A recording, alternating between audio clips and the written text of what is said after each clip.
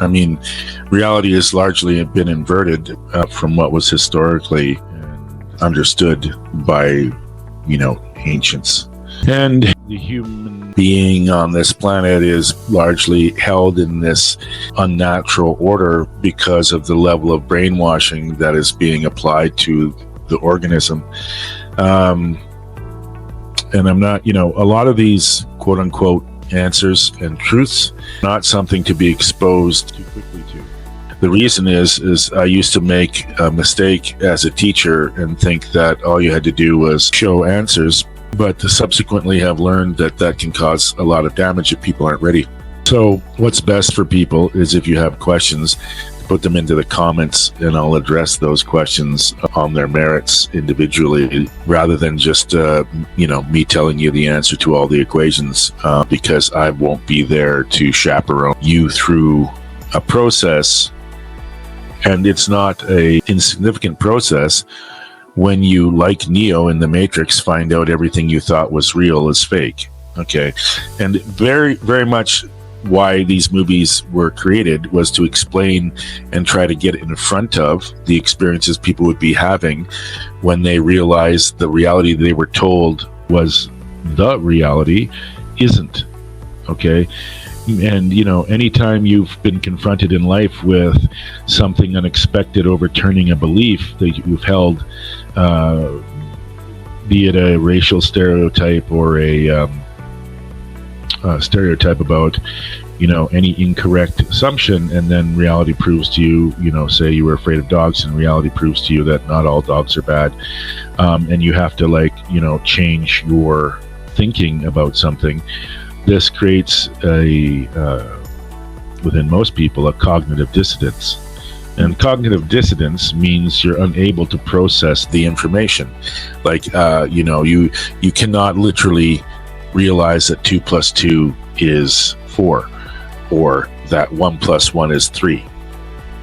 Now, for people who want a little hint, you can go explore why 1 + 1 is 3 on your own. But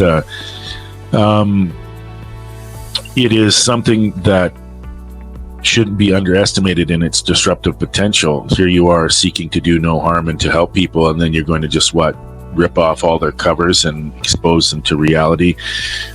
It's a bit irresponsible. So,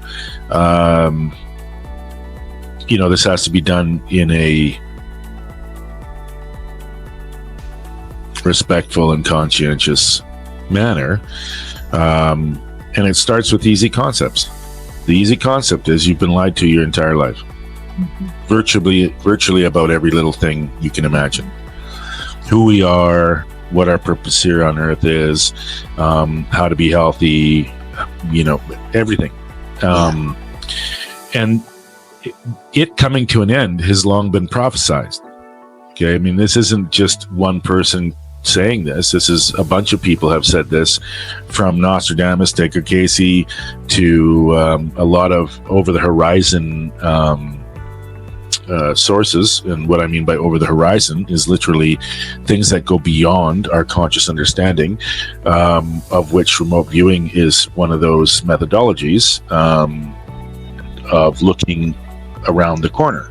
Okay, and they all basically agree that all of the chaos that's occurring now is normal and natural, and it's the same type of chaos that happens when one season changes into another.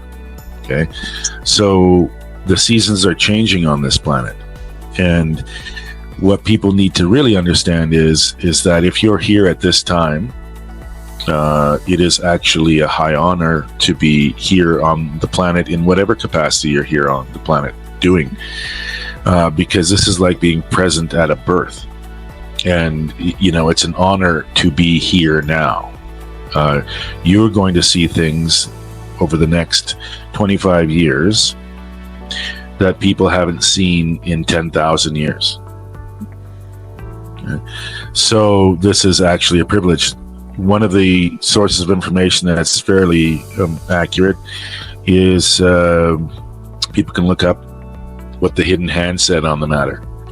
And what people need to understand is at the beginning and ends of these cycles, there's always a process that's undertaken where older souls are born onto the planet, and they, just like a salmon, know what to do without being told. Right. It's something intrinsic into their essence. And that's one thing that people need to rest assured when they understand this information, is that we are more than just what is here now. But I'll go into that in a later conversation. And regarding how do you take control of your mind? Well, if your mind, especially your subconscious, is a giant supercomputer, and what it does basically dictates how your reality unfolds for you, then learning how to program it for yourself becomes a very wise choice. So the ways to do that are, there are multiple paths, but some of the most useful are cognitive behavioral therapy, neuro-linguistic programming, and self-hypnosis. This allows you to communicate to the subconscious and choose what programs you put in to your giant supercomputer. And see, this is where I don't want to spend too much time discussing, because there's already been experts that have spent a lot of time discussing this. And people can look up experts such as Greg Bearden, Joe Dispenza, Bruce Lipton, as somewhat more esteemed sources than myself that elaborate on these various components, as well as watch a documentary called What the Bleep Do We Know, which goes into the neuroscience of the subconscious and how it controls your reality. So learning how to drive your own brain becomes as important as learning how to drive your own car, if not more so. And this is the reason why they've had such fervent levels of mind control, is because actually the solution and the antidote is quite accessible and utilizable. And this really means that the position of the current global controllers has always been very tenuous. That's the reason why the system, as it has been known on the planet, is collapsing, because it was all based on very shaky and very shoddy control methodologies that are quite easy to undermine when one knows how. Right. Yeah. So what can be more important than learning? Because you do have to learn, because it's all been swiped from your conscious memory, right? As a good Star Wars quote said, you have to unlearn what you have learned. Yeah. Go through a process of letting go of certain beliefs so that you can be what you were meant to be. And those beliefs limit you by design, right? So a lot of what people are seeking is a direct reflection of them knowing that something isn't right, and something doesn't feel right, and something is a little, wrong. This is all evidence of a natural process unfolding. So that's that in a nutshell. If you can put these kinds of things in nutshells. Right. Yeah. Well, I think that's great. A great intro and a great segue to the rest of the conversations we're going to have, and talk about. And like you say, like, there's many other people out there speaking to some of this stuff. But it's important to touch on it because, it'll kind of just encapsulate everything we're trying to share. And the style of this conversation will be like a pointillist drawing, right? So for people who have been trained like a typical monkey to start at A and end at Z, okay, in the left brain method of training, this is going to be antithetical to that. This is going to be like a pointillism drawing. It's going to go from here to there to over here to here to here to here. And only once all the points are made do you go, oh, that's a tree, right? And so, one thing I will talk about a little bit is some of the symbology used before we go, and that is why a tree, why the earth, why the grid. So if you look on the Harmony Project page, you'll see a tree encapsulating the earth in its roots, and on the earth there's a grid that opens up to a community, because in that one visual image you have the mind map that represents everything that the Harmony Project is about. You also have the tree being a mind map of a fractal inclusive system, which means that not everybody's passion has to align, that this is a inclusive system, which means your passion is your own, but it's a leaf on that tree. And then if you look at everybody's leaves also being synergized for a greater purpose, and part of that energy going to the roots, and then part of the energy from the roots going up to the leaves, it becomes a self-sustaining system where you don't have to go outside of it to be able to support itself. It would be somewhat erroneously an erroneous strategy to ask your prison keepers for the key to your prison cell. So obviously anything that was designed to be a solution has to be self-supporting. Okay. And so there is a mind map within the tree. Trees are very important. They're basically biological antennas. Okay. We now know that they communicate. There's communities, et cetera, et cetera. So there's very good reasons why a tree would be a symbol. We're also going to create a project where we create an avatar-sized tree, which is going to be actually a community of a variety of trees, and going to have a university in the center of the tree. That project will probably take 20, 50 years to manifest, and it's not designed to be done in one generation. The Earth grid, well, all that's, part of the explanation as to the science of the Harmony Project. And it's the science that used to be understood all around the planet by people called druids and shamans and various other names that reflect people who understood this knowledge. And it was how bounty was created in different parts of the planet. It's also how chaos is created in different parts of the planet. So that's the Harmony Project logo. And then if you look at my technology company, the logo is the Feathered Serpent coming up over a pyramid. And this actually has an explanation if you look on the website. It's not a dragon, it's a feathered serpent. And what does the feathered serpent mean? Well, if you look at a serpent, okay, and this is sort of a segue how to decode a lot of metaphorical information that was left in terms of imagery, is look at the sacred geometry that's employed in the imagery. Okay, so you have a serpent, and where's a serpent? It's on the ground, right? You have feathers. Where's a feather? On the sky, right? Well, a feathered serpent is midpoint between those two things.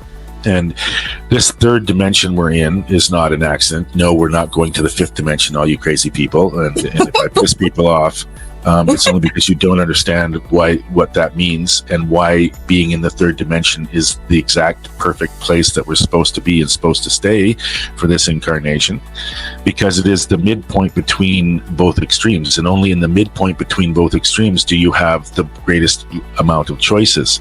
Okay, so if you go over here to the end of positivity and you go over here to the end of negativity, you have pure light here and pure darkness here. Neither one has any choice. Do you understand? So if you go to the ends of these two triangles, you have a reduction in choice. You have a reduction in movement. It's only in the gray zone, the zone where light and darkness interact, that we have the widest amount of choices and the widest amount of experiences possible. And that is exactly what the third dimensional reality is supposed to reflect and give our souls ability to experience things that we can't experience when we're integrated with the creation consciousness. Right. So nothing is broken. People need to start looking at the perfection that surrounds them and realize why being imperfect is part of perfection. Okay. Right. And why that everything you see has been perfectly designed. Even the mistakes we make are perfect.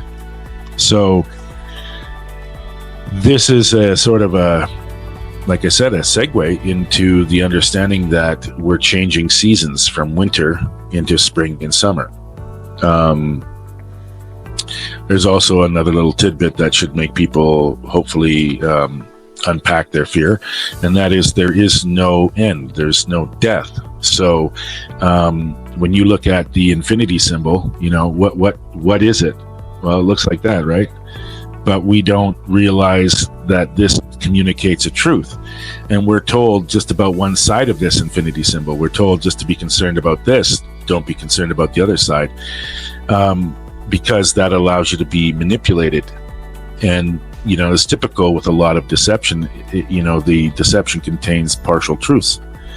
So one of the partial truths is this side of reality, you know, is important. Well, you know, there's another side to reality, and that is reflected by the infinity symbol, the other side of the figure 8, and that is the fact that they don't want you to understand, because when you understand it, you don't have fear present here in the same way that you have fear when you assume that this is a one and done situation. Right. And what people will be going through may be challenging from a certain perspective, but it's all a tremendous gift. So getting back to the Feathered Serpent logo, the Feathered Serpent was a name given to a teacher that was responsible for spreading this information throughout South and Central America.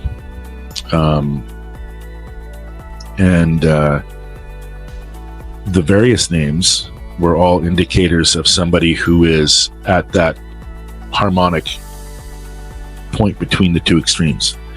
So if you look at you know, the Feathered Serpent, if you look at why 1 + 1 is 3, not 2, and then consider harmonics and, you know, overtones and how two things coming together are greater than the sum of their parts. What does all this mean, right? Well, when people have achieved a level of soul integration and soul age where they understand the depths of creation, those people were given titles, you know, like in Egypt it would call Thoth, you know,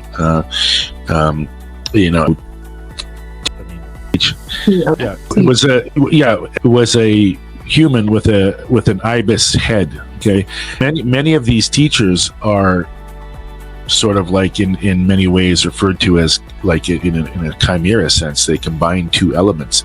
Well, what was being communicated in the combination of these two elements was essentially somebody who was here and here, and because they're in those two places simultaneously, they could also be in the third place. And that's largely what humans have the potential to be. We have the potential to be multidimensional beings that have a huge amount of freedom and latitude of how we experience consciousness. Right. So it's an actual privilege to be here on this earth, in whatever form you're incarnated in. None of this is in any way punishment or done without divine love being its source and inspiration. Yeah. And I mean, there have been other teachers and will be other teachers on this planet.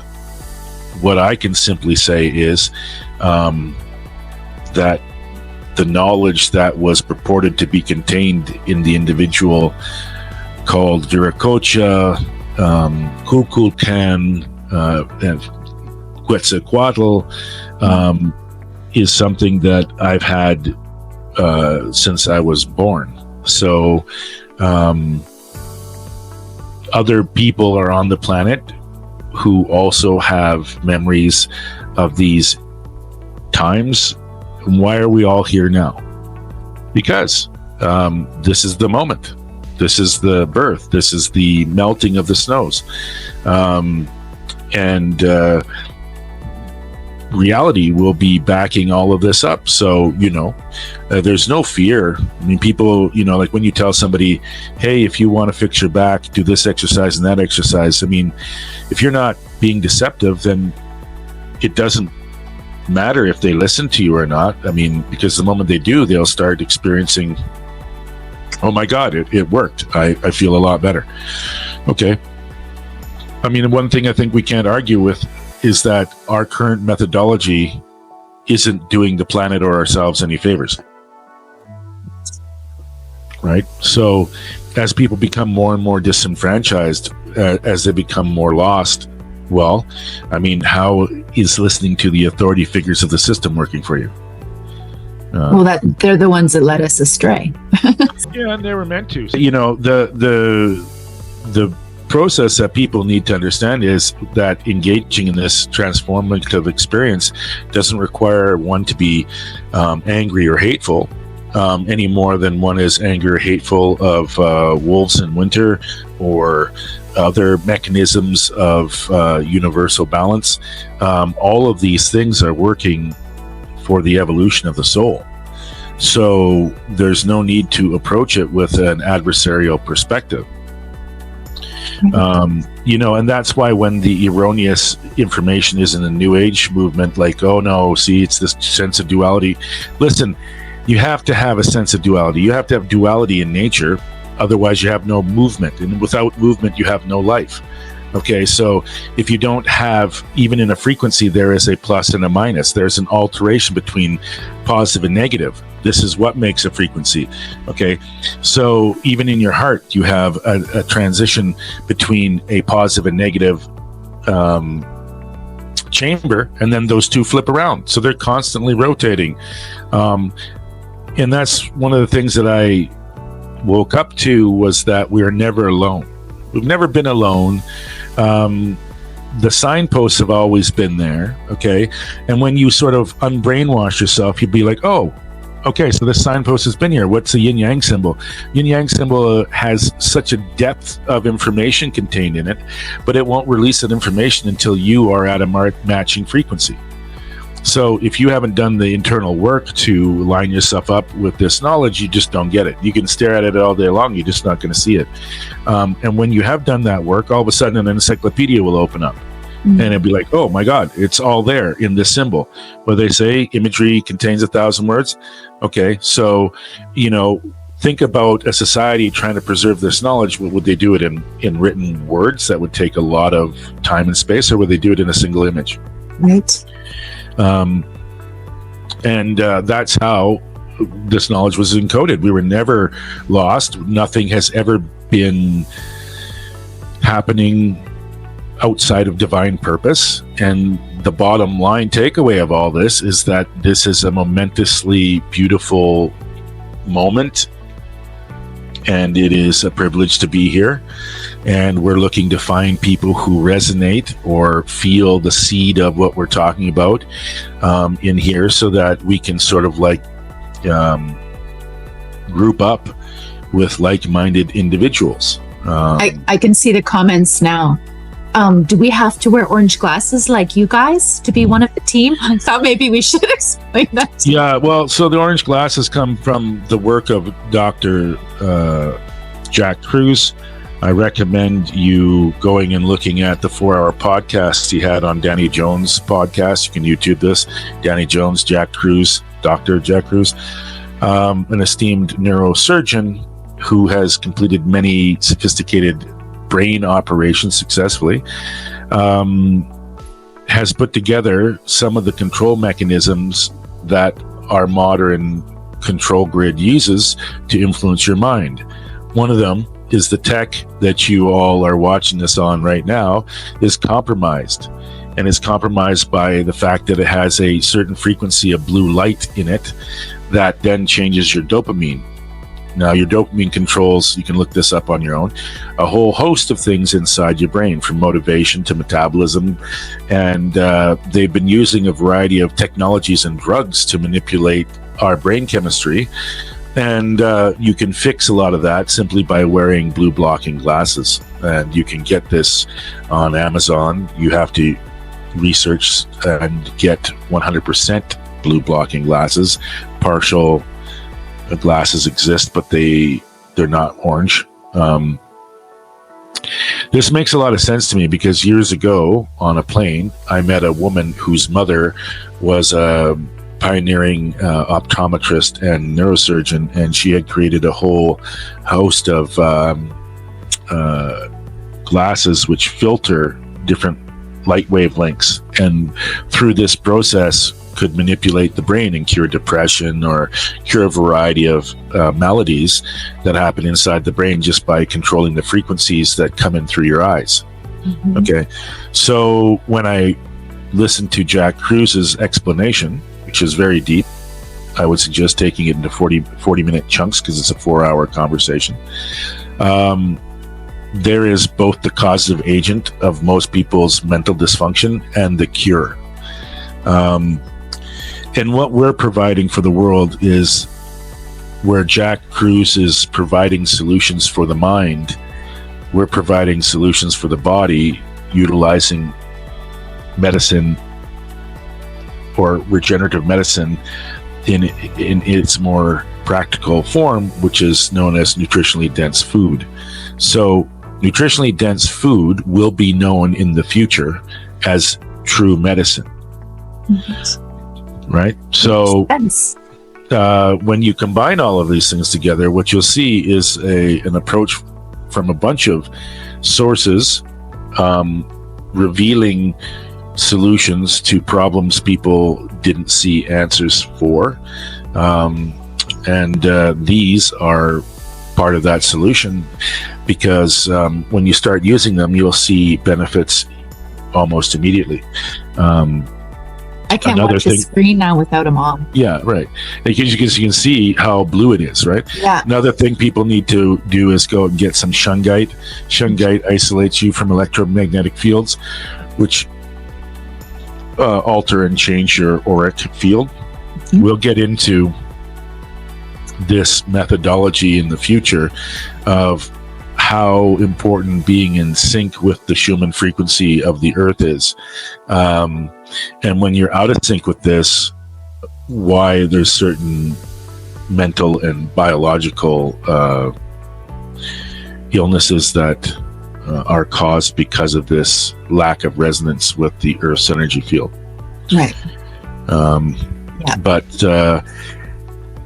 I have to go do some farm chores. And people can, if they're interested, reach out to us about participating if they have, a little part of a parcel of land or something and they want to employ some of these methodologies. We don't use any kind of fertilizers and or methods like this to create a healthy soil biome. What we largely use is properly